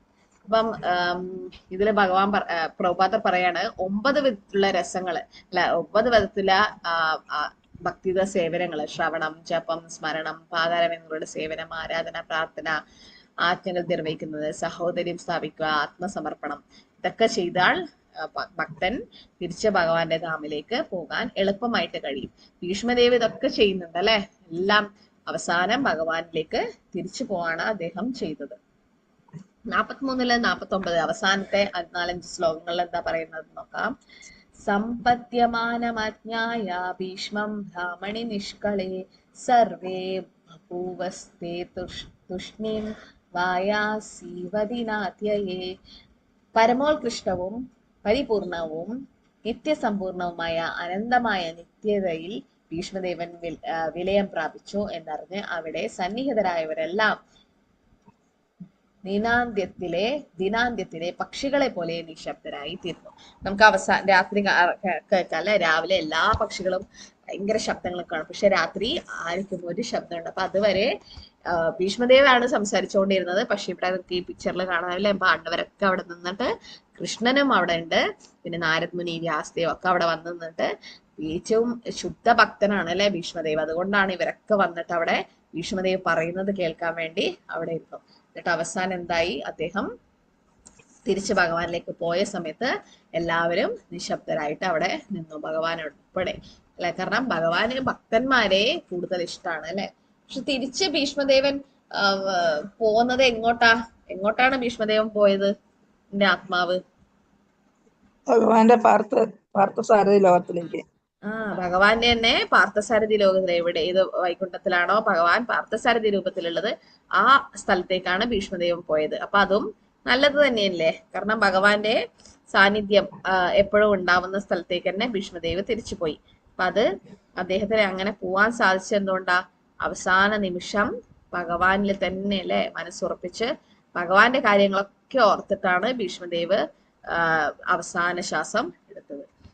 തത്ര ദുഭയോ നേതുർ ദേവമാനവപാദിത ശംശസു സാധവോ രാജ്ഞ ഖാൽപേതു പുഷ്പവൃഷ്ടയ. ആ സമയത്ത് എന്താ ചെയ്തത്? അനന്തരം മാനവരും ദേവന്മാരും ആദരസൂചകപരമായി പെരുമ്പറ മുഴക്കുകയും സത്യസന്ധരായ രാജകീയ ഗണങ്ങൾ ബാഹ്യ ചേഷ്ടകളാലുള്ള വികാരങ്ങളാൽ ബഹുമാനാദരങ്ങൾ പ്രകടിപ്പിക്കാൻ ആരംഭിക്കുകയും ആകാശത്ത് നിന്ന് പുഷ്പവൃഷ്ടി നടത്തുകയും ചെയ്തു. എന്തിനാണ് ദേവന്മാർ അത് ചെയ്തത്? ദേവന്മാരങ്ങനെ ചെയ്യേണ്ട ആവശ്യം എന്താ അല്ലേ? എന്തുകൊണ്ടായിരിക്കും ദേവന്മാര് പുഷ്പവൃഷ്ടി നടത്തിയത്? വിഷ്ണുദേവൻ അഷ്ടവസുക്കളിലുള്ള ഒരാളല്ലേ ഭീഷ്മൻ? എന്താ മാതാജി? അഷ്ടവസുക്കളിൽ പെട്ട ഒരാളല്ലേ? ഓക്കെ. പിന്നെ ഭീഷ്മദേവ് ആരാണ്? മഹാജന്മാരിൽ ഒരാളല്ലേ? മഹാജന്മാരിലോടായിരുന്നു. അതായത് ശുദ്ധ ഭക്തന്മാരാണ് മഹാജന്മാര്. അപ്പം ദേവന്മാരും ഭക്തന്മാരാണല്ലേ ഭഗവാന്റെ. അപ്പൊ അതിലും ശുദ്ധ ഭക്തന്മാരുണ്ടാകും. അപ്പം ഒരു ഭക്തൻ വേറൊരു ഭക്തനെ ആരാധിക്കുകയാണ്. അത് സാധാരണ നമ്മള് ഭക്തന്മാരെ കാണുമ്പം പ്രണമിക്കും അല്ലെ, നമസ്കരിക്കും. അപ്പം അത് ഭഗവാന്റെ തന്നെ ഭക്തന്മാരായിരുന്നു. അല്ലെങ്കിൽ ആ ഭക്തരിലും ഭഗവാൻ ഹൃദയത്തില് പരമാത്മാവായിട്ട് എല്ലാവരുടെ ഹൃദയത്തിലുണ്ട്. പക്ഷെ ഭക്തന്മാരുടെ ഹൃദയത്തില് ഭഗവാൻ എപ്പോഴും സന്തോഷമാനായിട്ട് എപ്പോഴും ഉണ്ടാവും. കാരണം ഭക്തന്മാരെപ്പോഴും ഭക്തി സേവനങ്ങൾ ചെയ്യുന്നത് കൊണ്ട് അല്ലെ. അപ്പൊ അത് എന്താ പറയാ, ഇവിടെ ദേവന്മാർക്ക് പോലും ആരാധന തോന്നി ഭീഷ്മദേവനോട് അല്ലെ, കാരണം ശുദ്ധ ഭക്തനാണെന്നുള്ളത്. അപ്പൊ ശുദ്ധ ഭക്തനെ ഭഗവാൻ എന്താ പറയുന്ന ഭക്ത്യാ പൂജാപി അധിക, ഭഗവാനെയും കാളി കൂടുതൽ പൂജിക്കണം എന്ന് ഭഗവാൻ തന്നെ പറയുന്നുണ്ട്. എന്റെ ഭക്തന്മാരെ പൂജിക്കണം എന്ന്. ഭക്തിസിദ്ധാന്ത സരസ്വതിയെ കാണാൻ 2 ഭക്തന്മാര് വന്നു. എന്നിട്ട് ആരാണെന്ന് ചോദിച്ചപ്പം ഒരാള് പറഞ്ഞു ഞാൻ ഭഗവാന്റെ ദാസനാണെന്ന്. പക്ഷെ ഭക്തിസിദ്ധാന്ത സരസ്വതി ആ വ്യക്തിയെ കാണാൻ കൂട്ടാക്കിയില്ല. പക്ഷെ വേറൊരു ഭക്തൻ വന്നിട്ട് പറഞ്ഞു ഞാൻ ദാസോസ്മിയാണ്, ഞാൻ ദാസന്റെ ദാസനാണെന്ന് പറഞ്ഞു. അതായത് ഭക്തന്മാരുടെ ദാസനാണെന്ന്. ഭഗവാന്റെ ദാസനാണെന്നാണ് ആദ്യത്തെ വ്യക്തി പറഞ്ഞത്. രണ്ടാമത്തെ വ്യക്തി പറഞ്ഞത് ഞാൻ ഭക്തന്മാരുടെ ദാസനാണെന്ന്. എന്നിട്ട് ആ വ്യക്തിയെ കാണാൻ വേണ്ടി ഭക്തിസിദ്ധാന്ത സരസ്വതി ഓടി പുറത്തേക്ക് വന്നു. കാരണം പറഞ്ഞു ഭക്തന്മാരുടെ ഭക്തനാണ് ഏറ്റവും ഉയർന്നത്. ഭഗവാന്റെ ഭക്തൻ അതെ, പക്ഷെ ഭക്തന്മാരുടെ ഭക്തൻ, അതായത് ഇപ്പൊ നമ്മള് മംഗളാരതിക്ക് സംസാരധാവ പാടുന്നത് അല്ലെ, ആരെ പ്രകൃതിച്ചിട്ടാണ് അത് പാടുന്നത്? നമ്മള് ആരെയാണോ? ഗുരുവിനെ അല്ലെ. പക്ഷെ ആരും ഗുരുവിനെ സ്മരിക്കുന്നില്ല, എല്ലാവരും ഭഗവാനെ തന്നെ നോക്കുക സംസാരധാവയ്ക്ക് അല്ലെ. പക്ഷെ ഭഗവാന്റെ മുമ്പിൽ വെച്ചിട്ട് നമ്മൾ ഗുരുവിനെ പ്രകീർത്തിക്കുമ്പം ഭഗവാന് കൂടുതൽ ഇഷ്ടമാണ്. നമ്മൾ സംസാരധാവ വന്ദേ ഗുരു ശ്രീ ചരണാരവിന്ദം എന്ന് പറയുമ്പം നമ്മൾ പ്രഭുപാദർ ഓർക്കണം. പ്രഭുപാദർ ശുദ്ധ ഭക്തനാണ് അല്ലെ. എല്ലാ ഇസ്കോൺ അമ്പലത്തിൽ നിങ്ങൾ പോയാലും കാണാം, അമ്പലത്തിന്റെ ഓൾട്ടറിന്റെ ശ്രീകോവിലിന്റെ നേരെ ഓപ്പോസിറ്റ് ആരുടെ വിഗ്രഹം ഉണ്ടാവും? നേരെ ഓപ്പോസിറ്റ് തന്നെ ഉണ്ടാവും, സൈഡിലൊന്നും അല്ല, നേരെ ഓപ്പോസിറ്റ് തന്നെ. എവിടെയായാലും എനിക്കൊന്ന് ഇസ്കോൺ വൃന്ദാവനത്തിൽ മാത്രം സൈഡിലാണ് അല്ലെ, ബാക്കി എല്ലായിടത്തും ഓപ്പോസിറ്റ്. മായപ്പൂർ അടക്കം നമ്മുടെ അമ്പലത്തിലൊക്കെ ഓപ്പോസിറ്റ് ആണ് ഉണ്ടാവുക. കാരണം എന്തുകൊണ്ടാന്ന് വെച്ചാൽ പ്രഭുപാദർക്ക് എപ്പോഴും ഭഗവാനെ കാണുക, അല്ലെങ്കിൽ ഭഗവാനെ എപ്പോഴും ഭക്തരെ കണ്ടുകൊണ്ടിരിക്കാൻ ഇഷ്ടമാണെന്ന് പറയും. പ്രഭുപാദർ എല്ലാ അമ്പലങ്ങളിലും പ്രഭുപാദർ അവിടെ ഉണ്ടാവും. അതായത് എന്താ പറയാ, അവിടെ പ്രഭുപാദർക്ക് ഓരോ അമ്പലം എങ്ങനെയായിരിക്കണം, എത്ര. അതുകൊണ്ടാണ് രാവിലെ ഗുരുപൂജക്ക് ചെറിയ പ്രഭുപാദർ എടുത്തിട്ട് 3 പ്രാവശ്യം അമ്പലം വലം വെക്കുന്നത് കണ്ടിട്ടുണ്ടോ നിങ്ങള്? അതെന്തിനു വേണ്ടിയിട്ടാ ചെയ്യുന്ന അറിയോ? ഗുരുപൂജയ്ക്ക് മുമ്പായിട്ട് പ്രഭുപാദരെ എടുത്തിട്ട് കൊടയൊക്കെ പിടിച്ച് ചാമരൊക്കെ വീശിയിട്ട് എല്ലാ അമ്പലങ്ങളിലും അല്ല, എന്തിനാ അത് ചെയ്യുന്നത്? എന്തിനാ അത് ചെയ്യുന്നത്? എന്തിനാന്നറിയില്ല, കണ്ടിട്ടുണ്ട്. അപ്പൊ അതെന്തിനാ വേണ്ടെന്ന് വെച്ചാല് പ്രഭുപാദർ അമ്പലം കാണാൻ വരുന്നതായിട്ടാണ് സങ്കല്പിക്കുന്നത്. വരും പ്രഭുപാദർ എല്ലാ ദിവസവും. പണ്ട് 70കളിലും 60കളിലും 70കളില് ഏത് അമ്പലത്തിലാണോ പ്രഭുപാദർ ഉള്ളത് അവിടെ ദർശനാരതി കഴിഞ്ഞ ഉടനെ പ്രഭുപാദർ 3 പ്രാവശ്യം വലം വെച്ചിട്ട് പിന്നെയാണ് ഗുരുപൂജ അവിടെ നടത്താറുള്ളത്. അപ്പൊ ഗുരുപൂജ പ്രഭുപാദർക്ക് വേണ്ടിയിട്ടല്ല, പ്രഭുപാദരുടെ ഗുരുവിന് വേണ്ടിയിട്ട് ചെയ്യും. അങ്ങനെ എല്ലാവർക്കും എല്ലാ പരമ്പരയിൽക്ക് വേണ്ടിയിട്ട് ചെയ്യുന്നത്. അപ്പം ആ സമയത്ത് പ്രഭുപാദർ ചുറ്റും പോകും. എന്നിട്ട് പറയും, അമ്പലം എപ്പോഴും ദർശനാരതിക്ക് മുമ്പായിട്ട് അടിച്ചു വാരി തുടച്ച് ക്ലീൻ ആക്കിയിട്ട് വെക്കണം എന്ന് പറയും. ദർശനാരതിക്ക് ശേഷം അത് ചെയ്യാറില്ല. അപ്പം നമ്മളെ അമ്പലം പണ്ടൊക്കെ ചെറിയ അമ്പലം ആയപ്പം നമ്മള് ഭക്തന്മാരെന്നെ നമുക്കൊരു ലിസ്റ്റ് ഉണ്ടായിരുന്നു, ഓരോ ദിവസം ഓരോരുത്തർ അടിച്ചു വാരി തുടക്കണം എന്നുള്ളത്. മാതാജിമാര് ചെയ്യായിരുന്നു, പ്രഭുമാരും ചെയ്യായിരുന്നു. കാരണം അമ്പലം തുടക്കുന്നതും വലിയൊരു സേവയാണ്. പക്ഷെ ഇപ്പം വലിയ അമ്പലമായി അല്ലേ, ഇവിടെ ഭക്തന്മാര് കുറവാണ്. അപ്പൊ അതുകൊണ്ട് നമ്മള് അടുത്തടുത്തുള്ള പെണ്ണുങ്ങളൊക്കെ വരും. പക്ഷെ അവർക്ക് ഇങ്ങനെ പൈസ കൊടുത്തിട്ട് അവര് വന്നിട്ടാണ് ചെയ്യുന്നത്. പക്ഷെ അവര് നന്നായിട്ട് നീറ്റായിട്ട് ചെയ്യും. ഒരു ദിവസം പോലും ലീവ് എടുക്കാതെ, എന്താ പറയാ, മാസത്തിലെ പ്രശ്നങ്ങൾ ഉണ്ടാവുമ്പോൾ മാത്രം അവര് പുറത്തൊക്കെ സേവ ചെയ്യും, അകത്ത് കയറില്ല. പക്ഷെ 3-4 മാതാജിമാര് ഇതിനു വേണ്ടി മാത്രം അമ്പലം തുടയ്ക്കാനൊക്കെ. അത് എന്തിനു വേണ്ടിയിട്ടാണെന്ന് വെച്ചാൽ പ്രഭുപാദർ ഗുരുപൂജക്ക് മുമ്പായിട്ട് അമ്പലം ചുറ്റി കാണും അത്രേ. അതായത് പ്രഭുപാദർ നോക്കും എല്ലാം നീറ്റ് ആയിട്ടുണ്ടോ, എല്ലാം എന്താ പറയാ കറക്റ്റ് ആയിട്ടുണ്ടോ എന്ന് നോക്കാൻ വേണ്ടിയിട്ടാണ് പ്രഭുപാദർ. അപ്പൊ അതുകൊണ്ട് പ്രഭുപാദർ ആ വരുന്ന വഴിയൊക്കെ എപ്പോഴും നീറ്റായിട്ട് ശുചിത്വത്തോടെ വെക്കും. കാരണം പറയാണ്, പ്രഭുപാദർ വരികയാണ് അത് ആ അമ്പലത്തിൽ. കാരണം മൂർത്തിയും പ്രഭുപാദർ തമ്മിൽ വ്യത്യാസമില്ല. ആ മൂർത്തി 3 പ്രാവശ്യം പോകുന്നത്, അപ്പൊ നമ്മള് ഭക്തന്മാര് അവരുടെ കൂടെ പോവാണെന്ന് മാത്രമല്ല ഭഗവാൻ അമ്പലം പ്രദക്ഷിണം വെക്കുമ്പോ എന്താ സംഭവിക്കുക? നമ്മളൊക്കെ അമ്പലം പ്രദക്ഷിണം വെക്കും അല്ലെ? അപ്പൊ അന്നേരം എന്താ സംഭവിക്കുക? നമ്മൾ പ്രദക്ഷിണം വെക്കുമ്പോ ഓരോ അടിയും, ഓരോ അമ്പലത്തിന്റെ ചുറ്റും എടുക്കുന്ന ഓരോ കാൽവയ്ക്ക് ഓരോ അടിയും അശ്വമേധം യജ്ഞം ചെയ്യുന്നതിനും കാളി പുണ്യങ്ങൾ ഉണ്ടാക്കുന്ന പറയുന്നത്. ഇപ്പൊ നമ്മള് തുളസിക്ക് ചുറ്റും പോകുമ്പോ എന്താ സംഭവിക്കുക? യാനി കാനി ചാപ്പാനി, അതിന്റെ അർത്ഥം എന്താ? ബ്രഹ്മഹത്യയുടെ പാപം വരെ മാറും. ഏറ്റവും വലിയ വൈഷ്ണവ അപരാധാണ് ബ്രാഹ്മണനെ കൊല്ലുന്നത്, അല്ലെങ്കിൽ വൈഷ്ണവനെ കൊല്ലുന്ന ഇതാണ് പാപം, ഏറ്റവും വലിയ പാപം. ആ പാപം പോലും ഇല്ലാതാക്കാൻ യാനി കാനി ചപ്പാനി ഓരോ അടി വെക്കും. ഓരോ അടിയും നമ്മള് തുളസിക്ക് ചുറ്റെടുക്കുമ്പോൾ ബ്രഹ്മഹത്യ കാണിച്ച ബ്രഹ്മഹത്യ വരെ ഇല്ലാതാകുന്ന പറയുന്നത് അല്ലെ. താനി താനി പ്രണശന്തി പ്രദക്ഷിണ പതേ പതേ, ഓരോ പദം ഓരോ അടി വെക്കുമ്പോഴും നമ്മൾ അത്ര ചെയ്ത എത്രയോ പാപങ്ങള്, മാത്രല്ല നമ്മള് അടുത്ത ജന്മം ചെയ്യാൻ പോകുന്ന പാപങ്ങളും ഇല്ലാതാകുന്ന പറയുന്നത്. അതുകൊണ്ട് തുളസി പരിക്രമം വളരെ പ്രധാനപ്പെട്ടാണ്. തുളസി എപ്പോഴും ഓരോ വീട്ടിലൊന്നും ചെയ്യാനുള്ള സൗകര്യം ഇല്ല. പക്ഷെ ചെറിയ ചട്ടിയിലെങ്കും വെച്ചിട്ട് നിങ്ങൾക്ക് ചെയ്യാൻ പറ്റുന്നിടത്തോളം നിങ്ങൾ ചെയ്യണം. ഞാൻ കണ്ടിട്ടുണ്ട്, കേരളത്തിൽ അധികമൊന്നും അങ്ങനെ തുളസിത്തറ കണ്ടു വന്നിട്ടില്ല. ഏതെങ്കിലും ചില വീട്ടിൽ മാത്രമേ കാണാറുള്ളൂ. പക്ഷെ ഇവിടെ കർണാടകയിലൊക്കെ എല്ലാ വീട്ടിലും തുളസിത്തറയുണ്ട്. എന്നിട്ട് എല്ലാ വീട്ടിലും ഉണ്ടാവും. ഹിന്ദുക്കളുടെ അല്ലാത്തത് മാത്രമേ ഉണ്ടായിട്ടുള്ളൂ. പക്ഷെ എല്ലാ വീടെടുക്കുമ്പോൾ തന്നെ അവര് തുളസിത്തറയും കെട്ടും. എന്നിട്ട് അവിടെ തുളസി ചെടി, എന്നിട്ട് അതിന് ചുറ്റും നടക്കാനുള്ള സ്ഥലം പോലും ഉണ്ടാകും. ചെറിയ വീട്ടിൽ പോലും ഉണ്ട്, ഞാൻ കണ്ടിട്ടുണ്ട്, സൈഡിലൊക്കെ ചെയ്തിട്ടുണ്ടാവും. അപ്പൊ അത്രയും പ്രാധാന്യം അവർ തുളസിക്ക് കൊടുക്കുന്നുണ്ട്.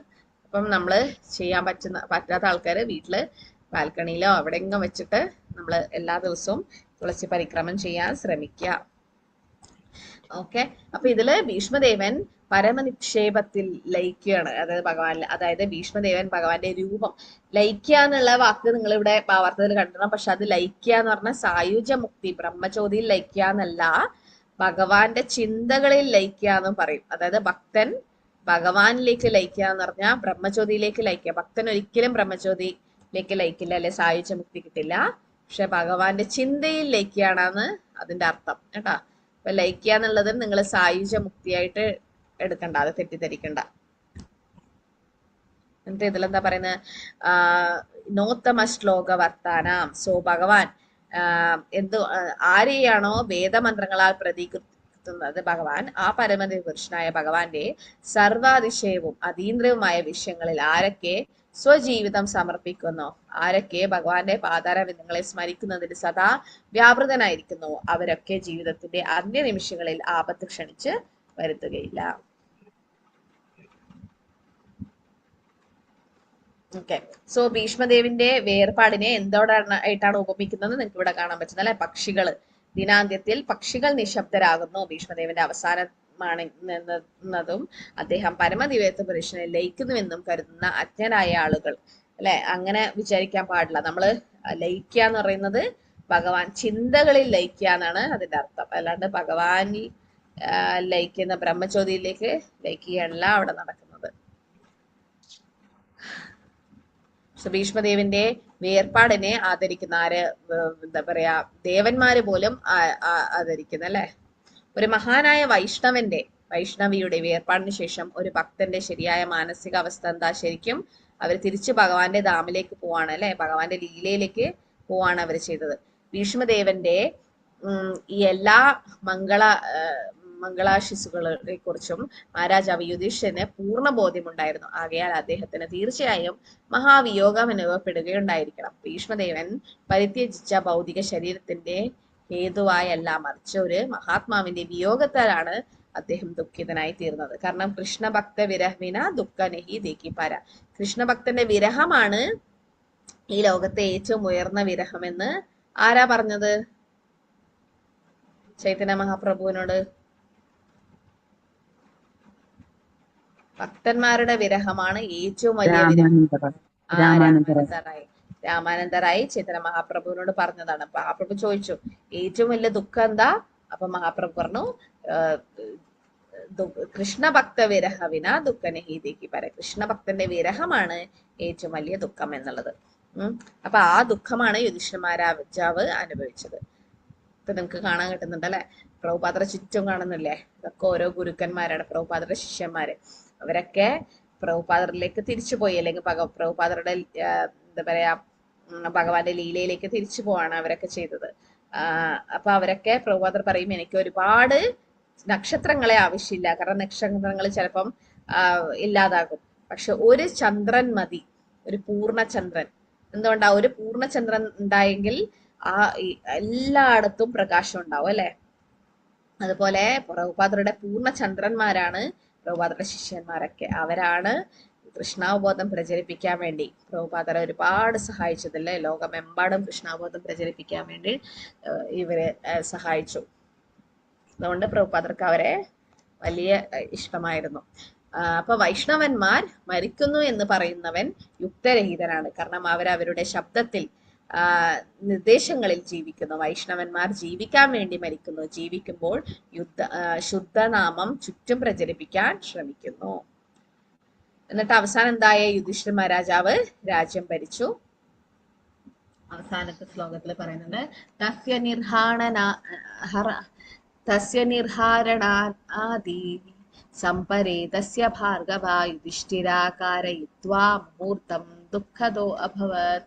ഹേ ഭൃഗുവംശ ക്ഷൗനകൻ, ഭീഷ്മദേവന് യഥോചിതമായ വൈദിക ആചാരപ്രകാരമുള്ള ഉദകർമ്മം നിർവഹിച്ച ശേഷം മഹാരാജാവ് യുധിഷ്ഠിരൻ തന്റെ അമിത ദുഃഖം നിയന്ത്രിക്കാനായില്ല.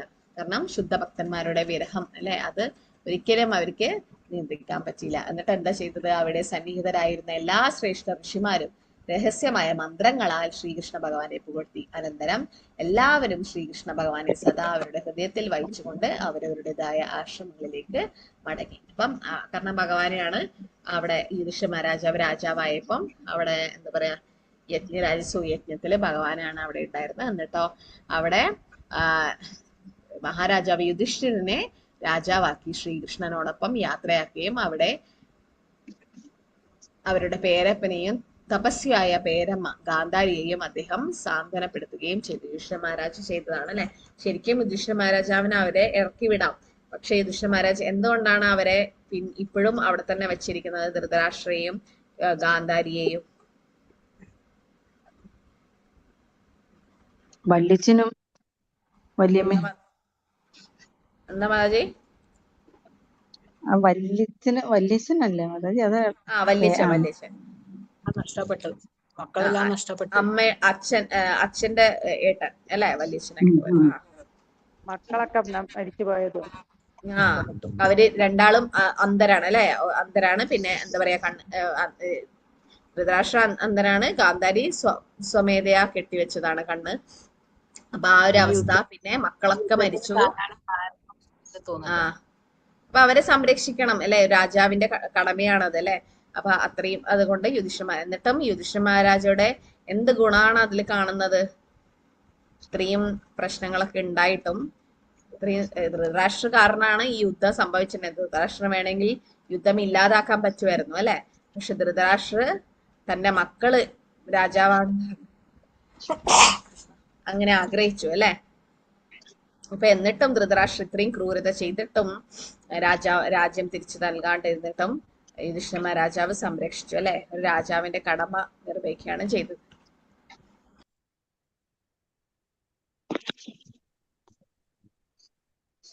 ഹരേ കൃഷ്ണ മാതാജി. ഹരേ കൃഷ്ണ. ഈ ഭീഷ്മദേവൻ ദേഹം വെടിഞ്ഞ സമയത്ത് ഗംഗാദേവി വരത്തില്ലേ മാതാജി അവിടെ? ഗംഗാദേവി ഭീഷ്മദേവന്റെ ഇതിലോ എന്ന് പറയുന്നത് കേട്ടില്ല. എനിക്ക് ഉറപ്പില്ല മാതാജി. മാതാജി എവിടെയും വായിച്ചിട്ടുണ്ടോ? നമ്മൾ ഈ ഇതിലൊക്കെ കണ്ടേക്കുന്ന മഹാഭാരതം സീരിയലൊക്കെ കണ്ടോ മാതാജി?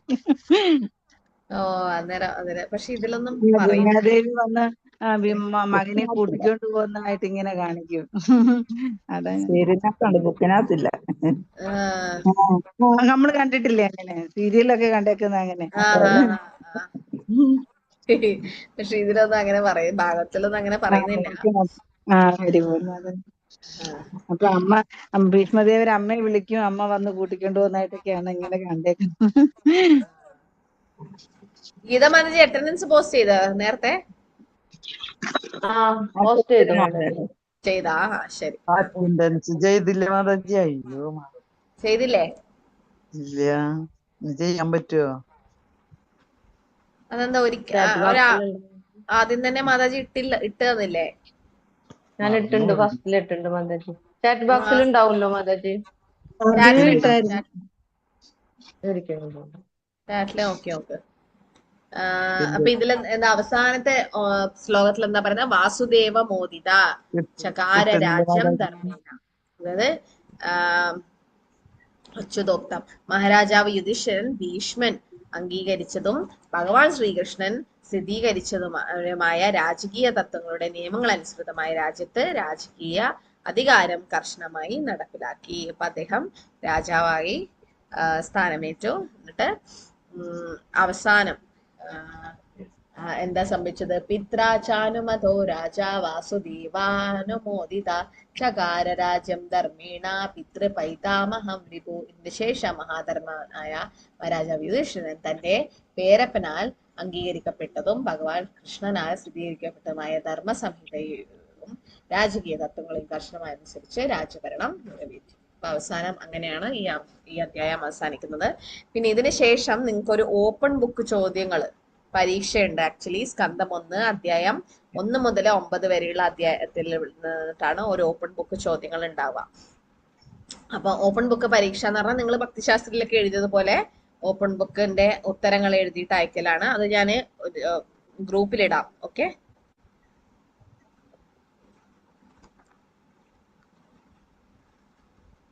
എങ്ങനെയാണ് എഴുതേണ്ടത്, എത്ര വാക്കിലാണ് എഴുതേണ്ടതെന്നൊക്കെ അടുത്ത പ്രാവശ്യം പറയാം. ഓപ്പൺ ബുക്ക് നമ്മുടെ ക്വസ്റ്റ്യൻ ബാങ്ക്, നിങ്ങൾക്ക് ക്വസ്റ്റ്യൻ ബാങ്ക് കിട്ടിയിട്ടുണ്ടാവും ഗീത മാതാജി? ക്വസ്റ്റ്യൻ ബാങ്ക് അങ്ങനെ എന്തെങ്കിലും ചോദ്യങ്ങളൊക്കെ? എനിക്ക് കിട്ടിയിട്ടില്ല. എനിക്ക് ക്വസ്റ്റ്യൻ മാതാജി അയച്ചു തന്നാ വേണ്ടി വിളിച്ചത്. മാതാജി അയച്ചു തരുന്നു. തന്നില്ല? ഈ അധ്യായത്തിൽ അയച്ചു തന്നു. ഇതിലെ ക്വസ്റ്റ്യൻസ് അയച്ചു തന്നോ? അയച്ചു തന്നു. പക്ഷെ പരീക്ഷക്ക് അതിലല്ല വരുന്നത് അല്ലെ? ആ ക്വസ്റ്റ്യൻ ബാങ്കിൽ നിന്നല്ലല്ലോ വരുന്നത്. നമുക്ക് തന്നിട്ടുള്ള ക്വസ്റ്റ്യൻ ഇതിനൊന്നും വരാറില്ല. അതൊക്കെ വേറെയാണ് ചോദ്യങ്ങൾ. നമുക്ക് എഴുതാൻ പറ്റുന്നുണ്ട് മാതാജി, എന്നാലും ഡയറക്റ്റ് ആയിട്ട് ഒരു ക്വസ്റ്റ്യൻ പോലും വരാറില്ല.